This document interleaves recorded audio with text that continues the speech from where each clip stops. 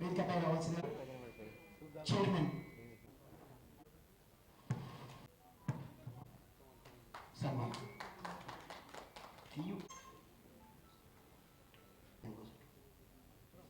ముఖ్య అతిథి వైద్య ఆరోగ్య శాఖ, అదేవిధంగా మెదక్ పార్లమెంట్ అభ్యర్థి కూడా మంచిగా మరి జిల్లాను ఒక స్థాయికి తీసుకురావడం జరిగింది. వచ్చే ఎలక్షన్ కూడా ఎంపీటీసీ కూడా అదేవిధంగా మనమందరం కృషి చేసి యువకులకు ఉపాధి కల్పించిన వాళ్ళం అవుతాం. దానికి తోడు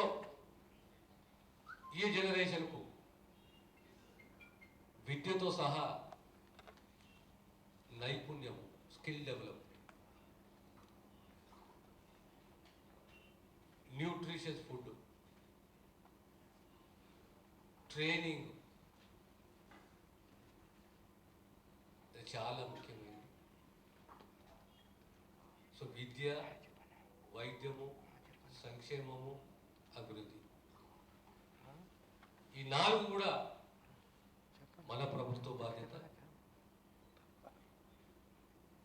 ఆ దిశగా ముఖ్యమంత్రి రేవంత్ రెడ్డి గారు నిర్ణయం తీసుకోవడం, ఇంప్లిమెంట్ చేయడం, జిల్లా స్థాయిలో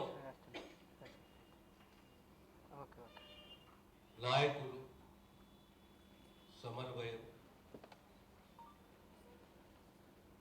ప్రభుత్వం వచ్చింది, మనం గెలిచినాము, పదవులు అనుభవిస్తున్నాము, ప్రతి కాంగ్రెస్ కార్యకర్త పదవులు అనుభవించాలి. అది ఎంపీటీసీ కానీ, ఎంపీపీ కానీ, జెడ్పీటీసీ కానీ, డీసీసీబీ కానీ, డీసీఎంఎస్ఏ కానీ, నామినేటెడ్ పోస్టులే కానీ, కాంగ్రెస్ కార్యకర్త తన హక్కు అది. ఆ దిశగా ఐక్యంగా ఇంతకుముందు మా డిసిసి అధ్యక్షులు చెప్తుండే, ఎక్కడైతే 3 సంవత్సరాలు పూర్తయిందో అక్కడ మండల్ అధ్యక్షులను మార్చాలి. ఇది మంచి నిర్ణయం. ఆ మండల నాయకులు కూర్చునేసి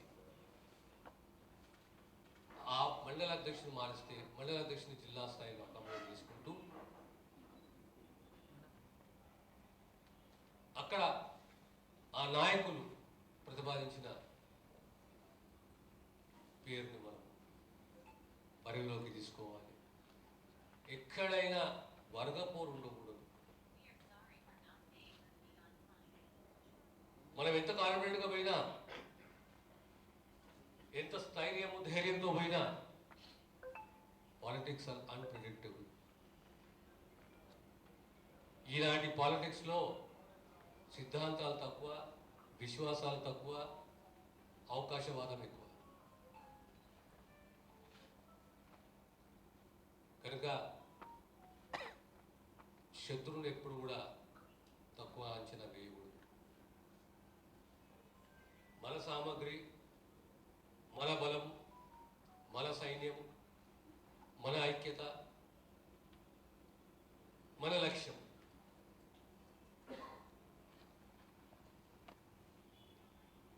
డీలిమిటేషనే కానీ, మహిళా బిల్లే కానీ రెండొకసారి వెళ్ళడం అవసరమా? ఒకటి, మహిళా బిల్లుకు కాంగ్రెస్ పార్టీ ఎప్పుడు వ్యతిరేకంగా.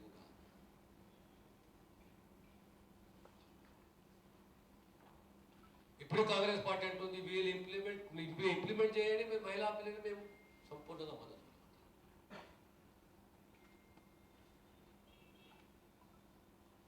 కాంగ్రెస్కు చరిత్ర ఉన్నది, గొప్ప చరిత్ర ఉన్నది. కాంగ్రెస్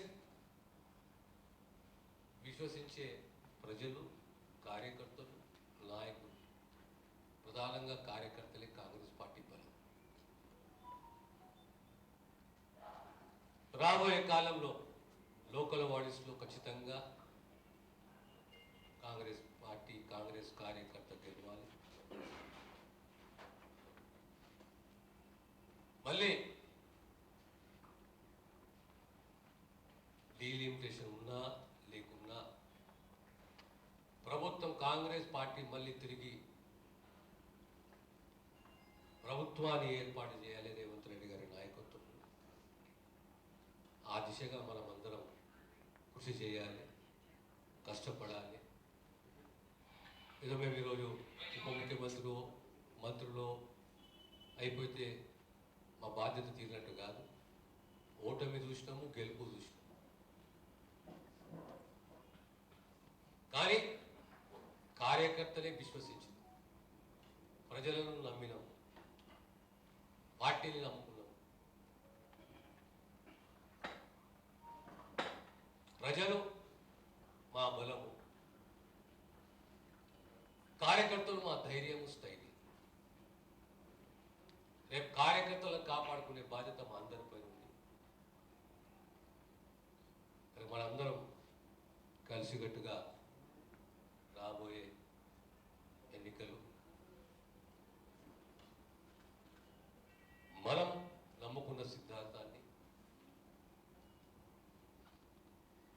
సంపూర్ణంగా విశ్వసిస్తూ కలిసికట్టుగా ముందుకు పోదాం. ప్రజలకు సేవ చేద్దాం, సంక్షేమాన్ని అందిస్తాం, అభివృద్ధి దిశగా నడుస్తాం. ఎలాంటి విభేదాలు లేకుండా ముందుకు పోతామని చెప్పి మీ అందరితోటి తెలియజేస్తూ సెలవు తీసుకుంటాం.